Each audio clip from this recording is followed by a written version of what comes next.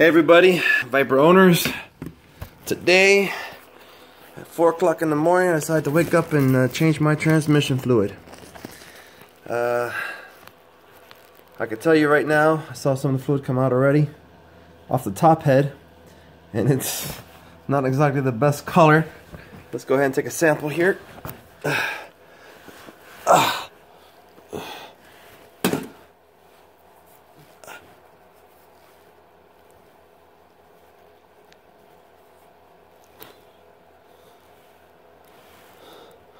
Ooh, no good. Let's compare it to new. Oh man. Alright. So, in case you all didn't know, make sure you replace with part number 4874459. That is the Castrol Syntorq brand, MS9070. And then NV4500 and certain T56 transmissions. In case you didn't know, it also says it on the transmission. I'll show it to you real quick. Let me see if it shows it right there. See the part number right there? See it's looking on my hand. Oh, I got it on my phone. That's alright. Thank goodness I got it covered. So, now that we've taken a sample of the old oil, we'll go ahead and see what it is compared to the new oil.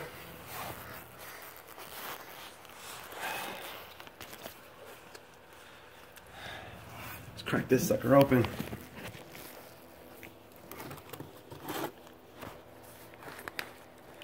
Alright. Just a little drop. I need it for the transmission, not for sampling. Let's take a little sip here. Wow, it is clear. It is clear. Look at that. Oh man. Let's put some of that back in the box.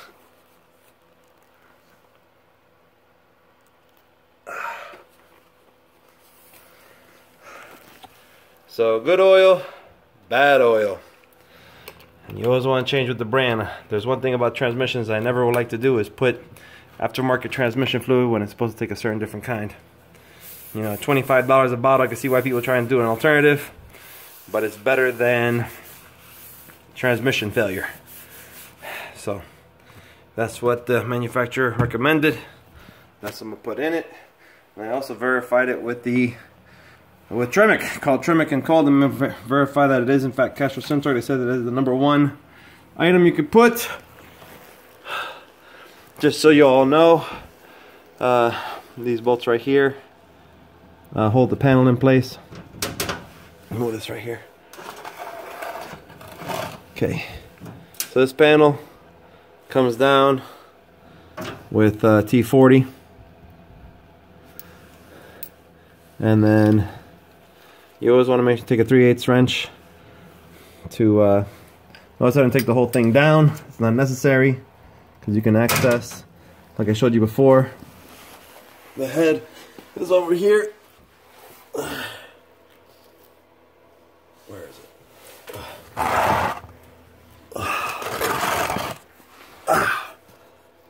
That is right there. And then move by the transmission mount, which the transmission mount looks good. So I get the light. Move her out. Oh, I got oil dripping all over my head. Alright.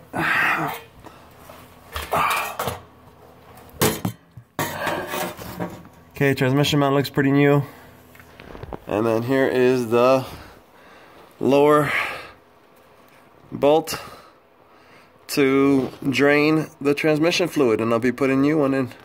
I'm so happy I'm doing this, because nothing like transmission that flows right and doesn't overheat. So, and don't want to damage any synchros. So, thought you guys might like that. After that, I'll just put it back in. I'm pumping it up with this little kit here. I'll show you. Where's this little kit? I'll pump it up with this little thing. You always want to buy a new one with different fluids, because I have another one. It's over here.